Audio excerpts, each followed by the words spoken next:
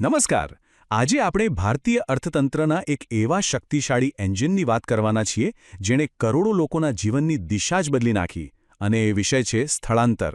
આ આખી કહાણી શરૂ થાય છે 1991ના એ ઐતિહાસિક આર્થિક સુધારાઓથી, જેણે તકો અને પડકારો બંનેના નવા દરવાજા ખોલી દીધા. જરા વિચારો, 1991માં ભારતે પોતાની આખી આર્થિક નીતિ જ બદલી નાખી.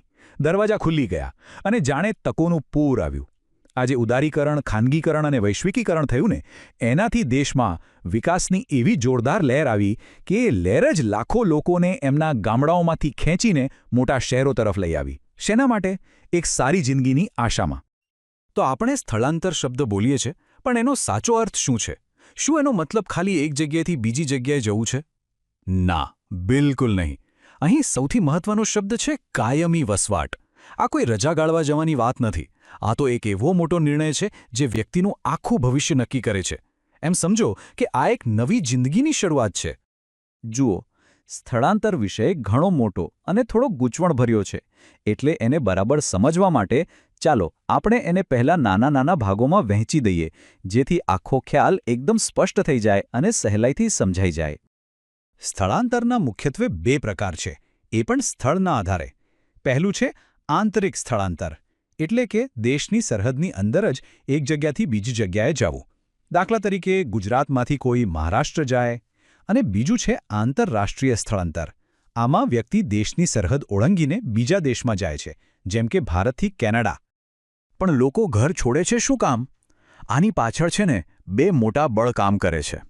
એક છે આકર્ષણ, મતલબ શહેરની ચમકદમક, સારી નોકરી અને એકદમ મસ્ત લાઇફસ્ટાઇલ જે લોકોને ચુંબકની જેમ પોતાની તરફ ખેંચે છે.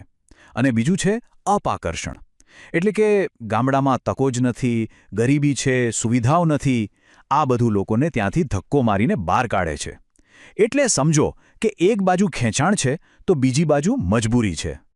સારું, આપણે પ્રકારો તો જોઈ લીધા, પણ હવે મૂળ સવાલ પર આવીએ. આ સ્થળાંતરની પાછળનું અસલી એન્જિન શું છે? એવા કયા કારણો છે જે લોકોને પોતાનું ઘર, પોતાનું ગામ, પોતાનું વતન છોડવા માટે પ્રેરે છે અથવા તો મજબૂર કરે છે? જુઓ, કોઈ પણ વ્યક્તિ જ્યારે પોતાનું ઘર છોડવાનો આટલો મોટો નિર્ણય લે ને, ત્યારે એની પાછળ કોઈ એક કારણ નથી હોતું. ઘણા કારણો હોય છે, પણ આપણે એને મુખ્ય 4 ભાગમાં વહેંચી શકીએ: આર્થિક, સામાજિક, રાજકીય અને પર્યાવરણીય. અને હા, આ બધામાં પૈસા અને સારી જિંદગીની શોધ, એટલે કે આર્થિક કારણ, એ સૌથી મોટું અને સૌથી શક્તિશાળી કારણ હોય છે.